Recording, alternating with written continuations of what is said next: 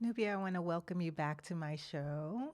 There have been some developments of things that have happened, and I just value your perspective. And I've seen you speak on Instagram and on your lives about these incidences that have happened from a different perspective. And I think it was like really important to hear your voice and to amplify these messages a little bit louder. And like, so there's three things that I had really wanted to talk about. The first one, we were talking about trauma, especially with watching the Mhm. trial. And I know I found myself last week being very saddened and just totally affected by listening to it, hearing about it. I had to turn it off several times, and even on the recaps. And you Yeah. brought up a very poignant point about, you know, intergenerational trauma as well as um, intergenerational, inter, what was it again? Not intergenerational trauma, intergeneration. Ancestral, Sorry, ancestral trauma. ancestral trauma, intergenerational Mhm. ancestral trauma, Yeah. is as it relates to George Floyd and just several things, even the incident that happened with Sunday Cervix and her Yeah. being reported, um, a doctor midwife being reported by someone in the community as well for her conversation and her language. So I'd like to talk about that. And then, Yeah. thirdly, also, I'd love to talk about the incident that happened with the doula at the Jazz Birth Center, and then also kind of like tie it all in with um, the birthing Bronx, the Bronx Birthing Center, Bronx Yeah. birthing place that's going to happen, because Mhm. I feel like we need to amplify that more. So Yeah. yeah, so the first one you were talking Yeah. about was the intergenerational ancestral trauma. Yeah. Yeah. Yeah. I think, we often don't have a space to talk about those things. We do talk a lot about trauma and triggers. I think that's been a conversation that has been more the norm Yes. recently, that people are addressing their traumas, but we don't always talk about like the unseen, kind of Mm-hmm. traumas that maybe part of our cellular DNA or part of our, ancestry and history that we weren't necessarily our lived experiences, Yeah. but it's still deep seated, within us. Mm-hmm. So when I think about the different things that we're experiencing in terms of fighting for birth equity and just fighting for equity on all fronts in Yes. this country, it always goes back for me to the fact that this country was steeped in bread and racism. Mm-hmm. And until we actually, acknowledge that and begin to have real, honest conversations about that, we're going to keep repeating, those same types of traumas. Yeah. And yeah, watching the George Floyd, you know, the case, I feel like watching it, I can already tell which way the judge is somewhat leaning, which is Definitely. disheartening for me, Death. because I know that our system is far from perfect, Mm-hmm. obviously, but you take an oath to be impartial, Yes. um, and to hear both sides of the story, even though this is a case where everybody nationwide witnessed this man's murder. Mm-hmm. But just his manner. And it makes me think that, back during the transatlantic slave trade, we had, people who were fighting, for Yeah. us. And then you had people who were not. And Yeah. they all have descendants. They Yeah. all have, people who have continued their family lines. And sometimes that is the way things continue, that the same ones who were at picnics and celebrating and watching and enjoying food while Black people and Black bodies hung from trees, Yeah. those are sometimes the people who are sitting, In our uh, courtrooms. that's right, that's Mm-hmm. right, or have a shield, on their Yes. chest or a badge on their, chest. And we have to remember that when we're sometimes fighting for justice, that this is what we're up against. Yeah. Um, so I think that's important. And, my heart aches for his family, because I heard a quote where they were saying, we hope that this will be the time. And I'm sorry, don't take that out. Sorry, you're gonna have to No edit that worries. out. No It's my worries. daughter. Okay. um, that this will be the time that we get justice. And I feel that every time we've had a situation like this, we're always hoping that this will be the time. And I was looking back and thinking and reflecting that the only time that I know of, and somebody can correct me if I'm wrong, that a police officer was actually taken to task was the Asian police officer who shot somebody in the projects. And in that situation, even though I was not there and I don't know all the details, that I feel honestly was a mistake. It was a dark hallway. He Yes, wasn't sure, exactly. So the fact that he became the quote unquote scapegoat in a situation where I don't necessarily think he should have been convicted. Mm-hmm. And then we have actual footage where we see blow by blow what happens and we don't get justice. That Mm-hmm. those are the types of things that we have to continue to amplify our voices and speak up and out against. Yeah. And, we also don't realize, like you mentioned, not only are they the judges, but also wear badges, but they're also in our medical system as well, in the sense that, it is hard for them to see our humanity and understand the ways in which they continue to reinforce these norms, these unjust, very biased social norms about Black and Brown and Latino people. Yeah. And, in part, when we talk about intergenerational trauma and the traumas, and just not only the trauma of the slave trade, right? And then coming here and the trauma of having to make a new way, having to adjust and acclimate to living here, and then also the loss of language, the loss of family, the loss of ancestors, and how that, like you said, they have descendants. All of that we've carried inside of us, and now we have descendants. And now, all of these hundreds of years later, we're coming to terms with the fact that we know that these things have affected us and continue to affect us. But yet and still, there are some of our people who don't. And how do we manage? Like, how do we manage the justification of the ones who just can't see that, even our own people? Right. Yeah. I mean, I think, it's the loss of all communication, the fact that our language, was stripped from us. We used the drum as a means to communicate. Mm-hmm. That was stripped from us. We began then stomping our feet. That's where, hoofing and tap dancing came from. Mm-hmm. So we've always been trying to find our voice and communicate. But, that divide and conquer concept is very much prevalent. That was the biggest part of being able to take down a group of people, or attempt to, right? Is to get the people who are being oppressed to buy into this hierarchy system within slavery, right? So it's like, at the end of the day, we're all slaves, one's experience, might have been quote unquote harsher, but nobody had, freedom or free will or the ability to express themselves in the way that they wanted to. But that concept was created to make sure that we did not come together, because that's their biggest fear. Mm-hmm. So when we think about, the Black Panthers, when we think about, I don't know if you watched Judas and the Black Messiah, but they definitely get into COINTELPRO. There were actual programs, counterintelligence programs, to prevent the quote unquote rising of a Black Messiah, because that is their biggest fear. Somebody speaking truth to their people and the people actually listening, right? So effective communication and understanding amongst a group of people is their biggest fear, because then you don't buy into the social constructs of, being dependent on a system that is not set up for you. So, when I say we look at modern day and see how people navigate the world, it's not hard to look back and see who they may have been on the plantation, right? So, you might have had the people who, by any means necessary were fighting and running and battling. You had people who were, I'm going to make the most out of the situation because that's what's within me to do. And then you have people who were, the run tell massa people. Yeah.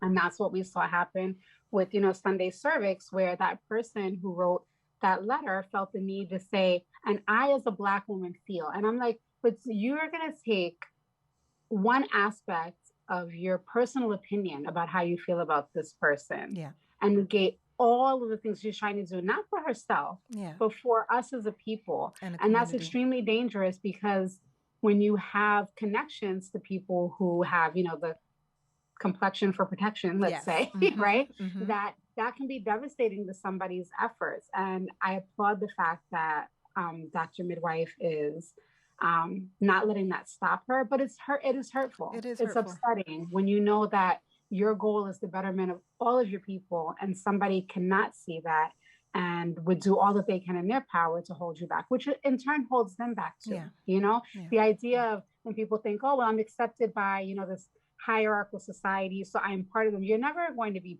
part of them. No. They will let you have just enough so that they can utilize you to take down others who are speaking out against the things that we know are oppressing us. Yeah. I think what is the hardest for most people to understand about Dr. Midwife is her message isn't for everybody, right? Right. What she is trying to do is for the betterment of Black and brown bodies. And what I find the hardest to understand is if the message isn't for you, you have the ability to keep scrolling. But this person intentionally goes on her lives and listens to what she has to say and then takes key points. Well, not even key points, just take points that affect her and put it in the eye as opposed to the greater good of like, what is this woman trying to accomplish? And instead of calling her in, like you said, the loss of communication, right? Right. Did you call her in? Did you reach out to her and say, listen, I'd like to talk to you because I feel that this would be a better way to go about, or just even having a conversation with her. But none of that was had. But instead, like you mentioned, the whole I'm run and tell massa that's going to affect the greater good of everyone. I forgot how, I got introduced to Dr. Midwife. Someone had sent her to me about a year or so ago. And I listened to her and I started following her and I was just like, she's speaking to a particular person.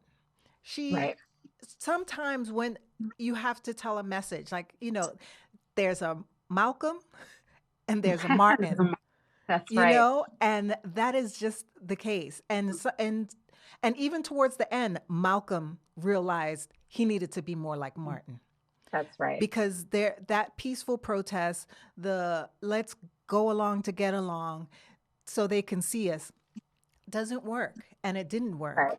Right. And now we're looking at birth and saving lives, where I think I heard in one of her last Sunday services where she mentioned that Atlanta is like number 3 in the worst cases for maternal mortality amongst Black and brown women, and just for healthcare in general and getting care. And it's so frustrating when we know what the solution is. Yes. That's the part. And then there are so many barriers and gatekeeping efforts to stop us from being able to do that. So I understand her passion. I understand the energy that she comes with, because we're in an emergency state. This is a crisis, and we're not seeing it addressed that way by the general, population or the general public. So that means we need to have people who are outspoken. And, what you were just saying, I think you said it in reverse, but Martin was leaning more towards Malcolm's way of thinking. Sorry, Martin, yes. Right. I know what you meant. But, and it's true because, yes, you try sometimes the path of least resistance, obviously. And if that works, great. But what we're seeing is there's so many layers to this, and it's so many years of indoctrinating people to a certain way of thinking that we cannot take the passive, route. We have to be very much on the front lines with this.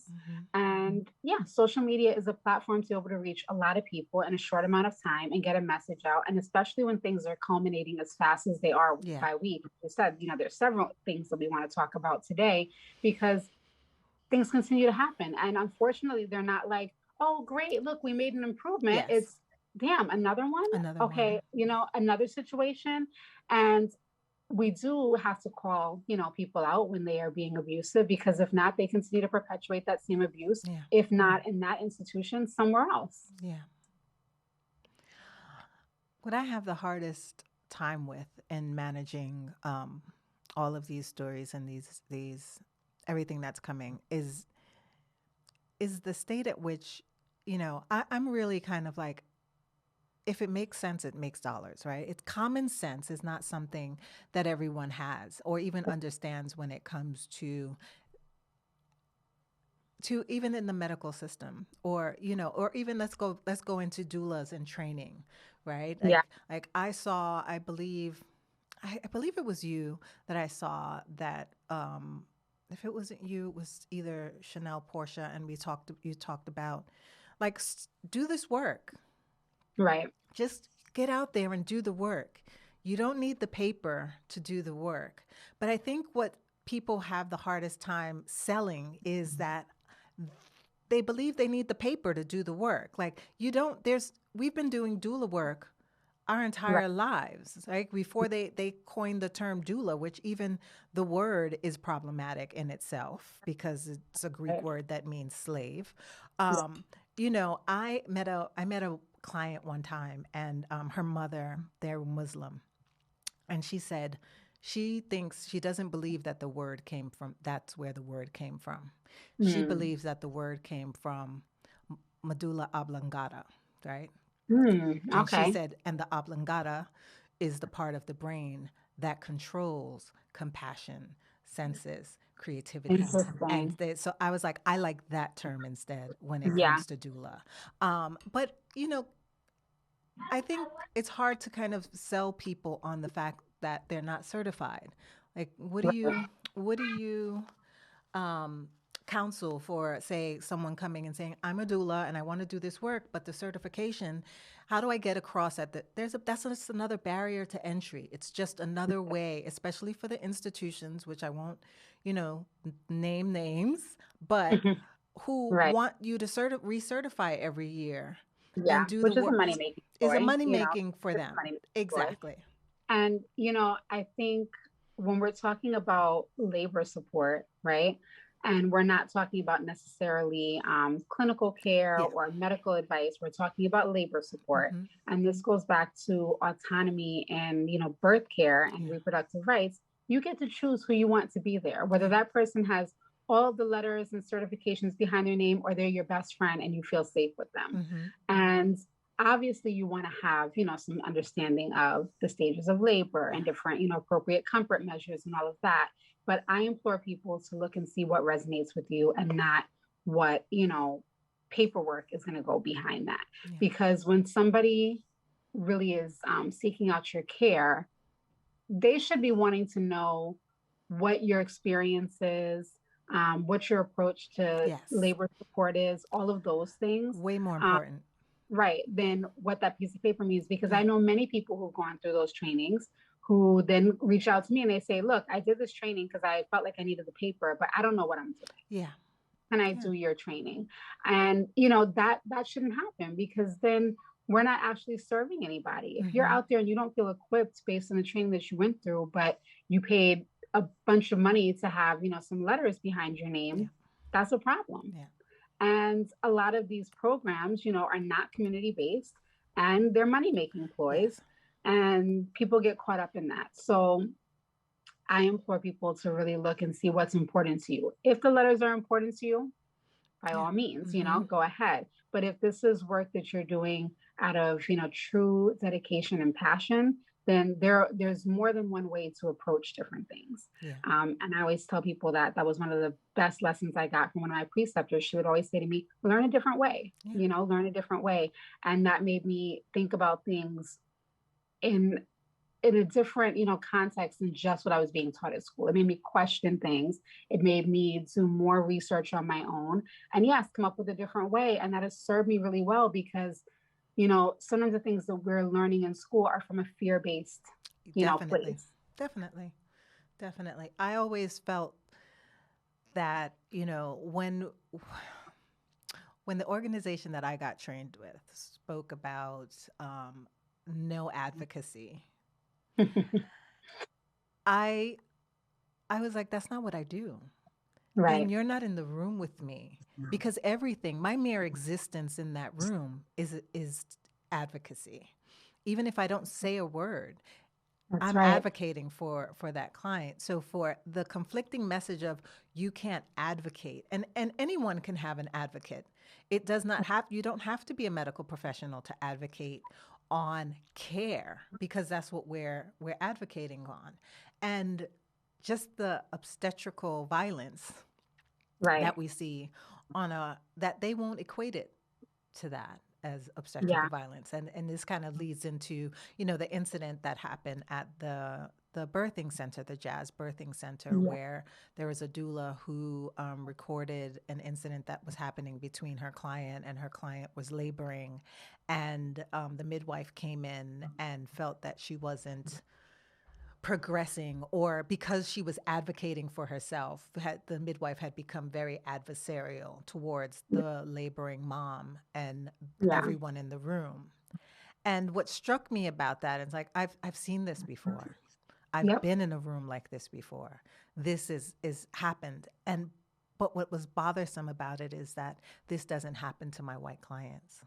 Right. And we don't expect this to happen at a birthing And a center, birthing right? center. I mean, we kind of prepare ourselves to go into a hospital Yes. knowing that, it's a mixed bag depending on who's on call, Mm-hmm. Mm-hmm. which nurse we get, all of those Exactly. things. And it's interesting that they find our advocacy, it equates to them as Ocean. aggression, Mm-hmm. and it's not aggression. It's being able to, again, that level of communication and speaking up for ourselves, which has been suppressed for us for many years. So now I think it's shocking Yeah. when they're hearing us speak up and saying, well, actually no, I do know this about my body, and also why they don't listen when we have a complaint about something not being right, because we're used to being silenced. They're Yeah. used to us being seen and not heard, Mm-hmm. falling in line, and we're shaking all of that up. And what I found interesting with the scenario at the Jazz Birthing Center was it wasn't the doula who was, speaking up for her. It was this mom, Yeah. even though she was in the throes of labor, Mm-hmm. even though she was in between contractions and well advanced, in her labor, that any even a layperson, Yes. could see and hear Yeah. that. But this provider seemed to have already made up her mind, because this woman didn't follow the norms of, yes, check me as many times as you want. Yeah. I completely surrender my body to you. She Mm-hmm. was like, look, I have a history here, which they should know because Yes. she was, their Under their client. So care. there's Mm-hmm. a certain way that you approach somebody based on their history. And that is what midwifery is supposed to be about, not a one size fits all approach, that you are supposed to then adapt your care based on the needs of the client that you're serving in that moment. Yes. So when she started running down the list of all the things that could go wrong that did not apply to this mom, Mm-hmm. that was inappropriate. That was a fear-based, scare tactic. Coercion. Exactly. Yes. And then to go back to, we could lose our accreditation, we Which could has lose our license, all of nothing to these do things. And with I'm like, this woman. for what? For her being in labor for more than 12 hours, which is not, uncommon for a Yeah. first time mom, Mm-hmm. So then again, it goes back to, so what is your main priority? Is it the safety and equitable care for the woman who trusts you to birth their placenta, or is it your own, ass pretty much that you're trying to save? And in this case, I couldn't understand what would have been putting her at risk, Yeah. Mm-hmm. So then to have to make that hard decision to actually leave Yeah. that facility and really trust your own body, Mm-hmm. that's a testament to, when people would ask me, well, how are, these moms faring, with COVID and being afraid. And I said, actually, the women of color that I'm serving are doing quite well. Yeah. They're still having amazing births, because that is part of our cellular DNA. Mm-hmm. That awakens that fear Mm-hmm. and how we respond to it. If we were running and we were pregnant and it was time to have our baby, we would stop, we would squat, we would have that baby, strap that baby, and keep going. Yeah. So that's something that is in us. But that scare tactic, could have gone one of, two ways. Yeah. She might have completely succumbed, and maybe she would have had a completely different birth outcome in a hospital. Mm-hmm. I don't know. But what I'm coming to more of the conclusion is, and it's unfortunate, but it is what it is that, a medical industrial complex is a medical industrial complex is a medical industrial complex. Period. And I don't care if you put birthing center behind the name of it, Mm-hmm. or what, if it's going to be operating in that way, it is a place of potential danger for us. And that's a hard reckoning to come to when I think about the birthing place BX, because I Yes. still believe in that idea. Mm-hmm. And I believe in, a birthing center that is run and, operated and owned by midwives who, and all midwives are not created equal, but Yes. hopefully by midwives Yes. who understand what the true midwifery model is. Mm-hmm. But for myself personally, I've always known that I did not want to work within a medical industrial complex. Yeah. I've always been drawn to home birth. That's for me. Mm-hmm. However, I do recognize that people need to have safe choices in all of the options. Yeah. So my hope for the birthing place BX is that it is able to come to fruition, and all this red tape that we're still navigating doesn't hold it back much longer. And my involvement, I would love to help, direct or coordinate it. But my spirit is just saying to me that out of hospital and out of medical industrial complex is where the women that I want to be directly serving need to be. And that's pretty much who reaches out to me. So I also take my cue from, that as well. So it's interesting. And this incident kind of like nailed that, it kind of nailed the point home. Like I was already feeling this way, but I'm trying to be as positive and optimistic. But especially when you have to answer to people, like, she was saying, people are calling me and I have to answer to them. Yeah, I don't want that, because that feels very reminiscent of the plantation to me. Yeah. What struck me about the story, and I found this out after. Mm-hmm. I think I read it in the comments. But like you mentioned, she was far along in her labor. She was about 8 centimeters, and then had to make the choice to get up, get dressed, and leave. And one second. I don't know how I feel about saying the next part of this, because even though it's out there, I don't want anyone to get in trouble. Exactly. But the mom decided and her husband decided that they were going to have a free birth. Yes. Yeah. And what got me the most about it, like, I haven't, in the beginning of my career, I was not in community. And then once I found community, part of what I enjoyed about community is the sharing of stories, right? And hearing stories. Like I heard a story one time of a doula who was at a birth and it was going too quick, and she picked up the phone and called a midwife. And the midwife just happened to be on that block. It was like kismet, right? The midwife happened to be on that block. She was like, this woman is having a fast labor. We're not going to make it. At 911's not going to make it. She was like, I'm right here. And she came up. She helped them. Yes. Now, this situation is a lot different, right? Because there's like no care in that process. I know for me, hearing that story, what helped me, I had a similar situation with a client. The first birth that I caught, the first baby I caught, was something similar. My client was having a fast labor. I was on my way to her. I called another midwife. That midwife in the process was on the phone with me the entire time as I was there. And she lived in Brooklyn and was like, I will make it there. You will probably be there before me, but you have to catch this baby. And I was like, I'm not catching this baby. You need to come. And she was like, no, you're going to catch this baby. I was like, I cannot do that. And she was like, yes, you can. I'm going to stay on the phone with you. So, and it was, I got there. But what breaks my heart about this woman's situation is the fact that she then had to, in the throes of labor, had to get up and leave a place, and they let her leave. Yeah. Not that, with not an ounce of care for her, not an ounce of care for her child, her family.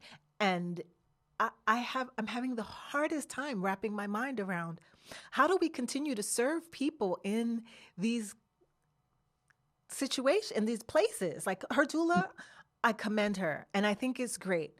And I'm grateful that all of their ancestors were there to guide this baby earthside, and that everything happened beautifully for them. Right.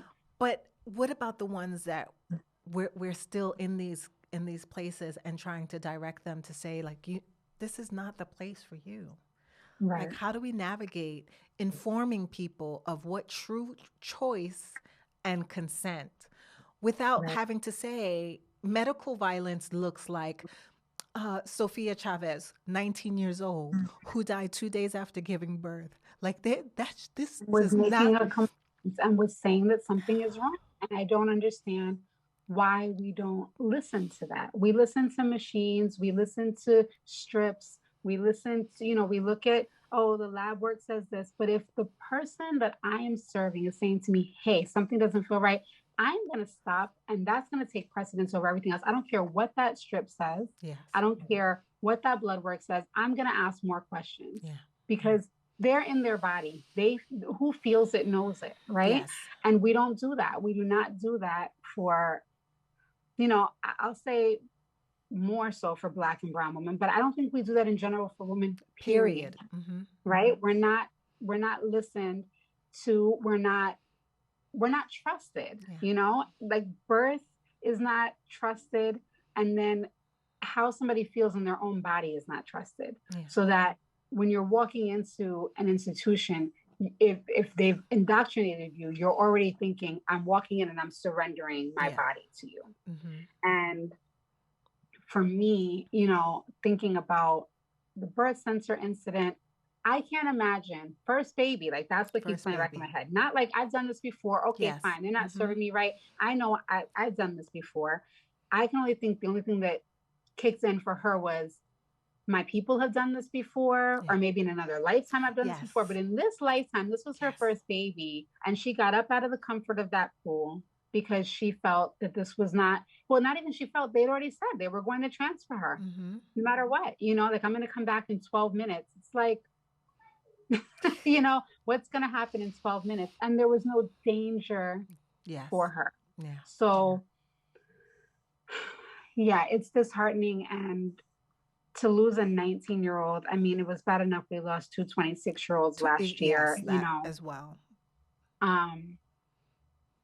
We have to do better. And unfortunately, that means that while these gatekeeping procedures are still in effect, that there's going to take some real bravery for some of us to step completely over that fence. And, I'm not telling anybody what to do, but if that's what you feel called to do, that's within you, then, you do that to the best of your ability. And, get some basic skills, because that comes into play too. I know that doula said she's, trained in CPR, she's trained in neonatal resuscitation, so it wasn't like a decision of, oh, well, let's just see what happens. No, this was, she's leaving. I don't want to completely abandon her and her decision to no longer stay here and be abused or transferred to a hospital. And I'm going to do the best of, of my ability, but nobody should be put in that situation, especially when she was planning to birth in the birthing center and there was no medical reason for her to transfer. Yeah. Yeah. I try to have these conversations with clients, more so with my clients of color, and I direct them to midwives all of the time. I'm like, speak to a midwife. Speak to a midwife. I'm not telling you to have a home birth, but speak to a home birth midwife. But I think there needs to be something more, and I'm not sure what that is, because even childbirth education is a little too late at that point. Right? Because you're dealing with the mother who is in her body and the husband who is not in that body and doesn't understand the process, right? Yeah. So what can we do to kind of get this word out? Right. Well, I would agree with you that there definitely needs to be something more. And then also the fact that home birth midwives are, they're overwhelmed. There's not that many, so, there's burnout, there's, them taking on maybe more than feels comfortable, but not wanting to turn somebody away. And then, have the guilt of if there is a negative outcome, like, gosh, what if I had taken her, what have you. But I think, preconception health, like this being a normal part of our conversation. If you are of childbearing, years, and there's a possibility that you might become pregnant or might one day want to become pregnant, then you should understand, the basics of anatomy and physiology. You should know what options are readily available to you in your community. you should have, yes, had a conversation with, a home birth midwife and OBGYN, know the birthing centers and what their protocols are and all of those things. Maybe taking a tour of those facilities, even if it's a virtual one, Yeah. sat in on one of their open houses, to kind of be well versed, to know what's right for me. There's not one size fits all. I can't tell somebody when somebody reaches out to me and says, oh, I'm planning on having a birth, I don't know where to start. I can't say, oh, I know the midwife for you. I don't Yeah. know the No, midwife for exactly. but I want to hear what your concerns are. I also want to know what your, past medical health is, because that can play a part too. But more importantly, letting people know that if there are pre-existing conditions like anemia or diabetes or things that can be changed and corrected with diet, you want to get ahead of that prior to being pregnant and the reasons why. And the healing, I can't speak to that, more. That is so crucial to us moving forward, in a better mind frame and in a better spirit, because even if you've done all the work this time, if that generational trauma is kind of sitting on your shoulder, right? Yeah. It Yeah. has the habit of rearing its head in labor and in birth. It has a habit of coming to the surface during pregnancy, when our bodies are more in tune and just more connected to things that maybe we've done a really good job of suppressing and holding back. But until we've actually done the healing work, it's going to continue to resurface. So that's the basis for the new place that I opened in Yonkers. Yeah. Is it's a holistic health and wellness center, right? It's all about healing and communal healing and different modalities to get to that. And I think that has to be the forefront of how we think about approaching improving birth outcomes and just maternal health and wellness in general. Yeah. Because if we're operating from a place of being so deeply abused or damaged or hurt, and we haven't had an outlet to speak about that and heal from that, we're going to continue to perpetuate the same things. Yeah. I agree with you. I think it's important that definitely childbearing years and education and just directing people towards that. I'd want to ask your thoughts on recently. Why am I drawing a blank on their names? Two doulas, two Mexican Mm-hmm. doulas, Yeah. um, Maite and oh, and I had her on my podcast. I'm drawing a blank right now. Anyway, they Mujer de la Tierra, or is Mujer that de la my? Tierra, yes, Maite and Mujer de la Tierra, um, uh, we're talking about cultural appropriation, right? Yeah. And the use of the rebozo and the use of the rebozo in trainings. And they asked several organizations to stop the use Right. of that. And then one of the organizations came out with a letter from some other Mexican midwives, countering that they're okay with them using it, as if to say, like you mentioned earlier, you'll have some that are for it, and then you'll have others that are like, no, I'm going to side with massa. Yep. Yeah. I am I am appalled by the fact that here we are again in another situation where we are not being listened to. Like there's a greater message here. And that message that they're trying to convey is that this is not fair, it's not just, and it's like when forceps were introduced. And Right. everybody's using forceps. Did we need forceps for women's bodies? We did not need forceps for women's Was there bodies. potential for it to do damage to people? Yes, Absolutely. And that's absolutely. the biggest thing here. I mean, yes, the misappropriation is already, insult, right? Yes. But then you're going to add insult to injury with the fact that you could be harming somebody. Yes. This is not yours. This Yeah. is not native to you. Mm-hmm. And if you feel so strongly about having it included in your training, then let it be presented and taught by somebody who this is their culture. Yes. I'm a big believer of there's nothing new under the sun. However, we know that this was not a Eurocentric, model that was Definitely. created, right? That much we do know. So yeah, the fact that, okay, you got a few, indigenous midwives to say, oh no, we're okay with it. Well, they're not the voice for everybody. No. And there are so many more that are saying this is not right. Mm-hmm. You should not be profiting off of this.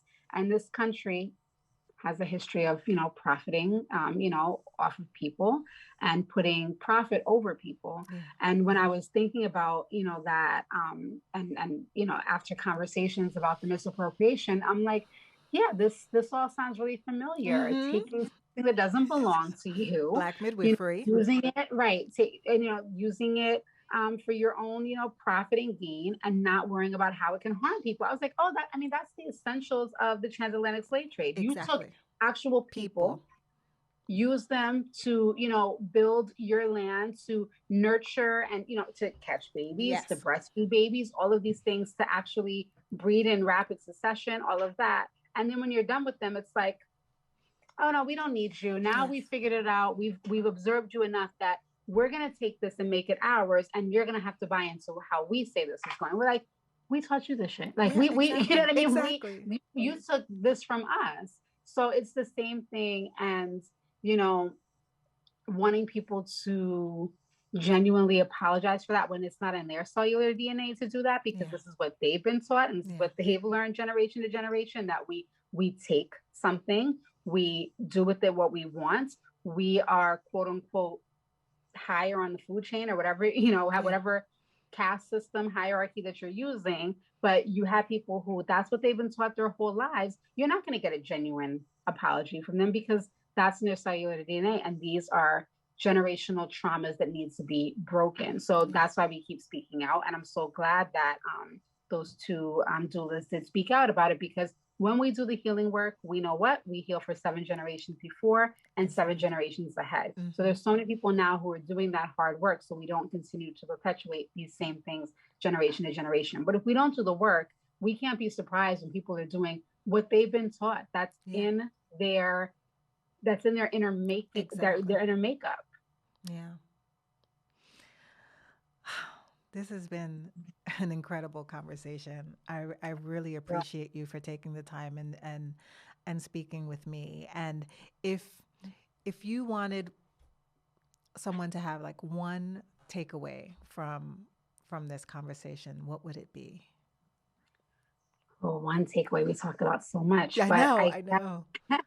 I guess I would say, if you feel genuinely passionate about something, and especially if it's to do with birth work, and you know that it is a matter of literal life and death, that you don't let anything kind of get in the way of you attaining that goal.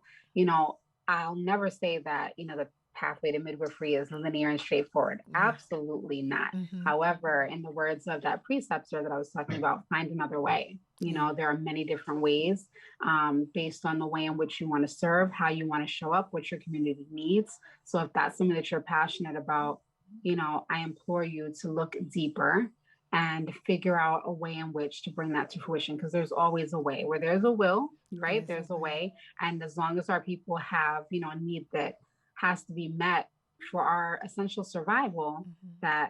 that's something admirable that, I can get behind and applaud and encourage. Thank you, Nubia.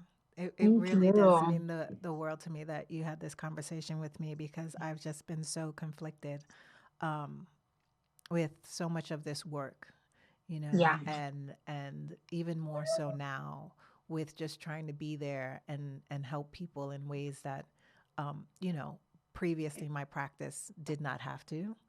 Right. But more so, I feel like I think it's important that we keep talking about these issues for people to really truly understand, where we have more work to do and why it's important that we do the work. Can you, at the top of the show, we talked about the 2 places that you're going to be speaking about this week. This episode is going to be released this week. So could you tell people?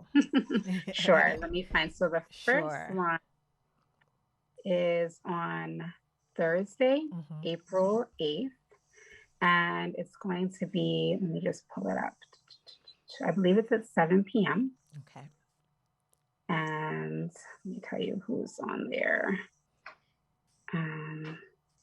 Okay, so it's going to be myself, Kimberly Seals-Allers, Latham Thomas, and Terry Ann Bennett, moderated by Lauren Solomon. And that talk is called Liberating the Black birthing experience and empowering conversation about reproductive justice. And if you go to my Instagram page, I think in the comments, it's at Metro Manhattan Links. Okay. That's where you can register. And then the other one is going to be on Sunday, April 11th. So the first day of Black Maternal Health Week. And that's going to be with the Black Coalition for Safe Motherhood. So that will be myself, Carmen Mojica, Nicole Jean-Baptiste, Shafia Monroe, and Taja Lindley. And we're also featuring Sarah Jones on that conversation. Mm-hmm. And that's going to be from 4 p.m. to 5:30 p.m. Eastern. And again, if you check on my IG, I believe the link is there, or you'll see the post. And your IG is Nubia Earth Martin. Nubia Earth Martin or at Birth from the Earth. I think I have it on both pages. Okay, yeah. Great. Thank you so much. Thank you. This was wonderful. Yes, I love speaking with you as well.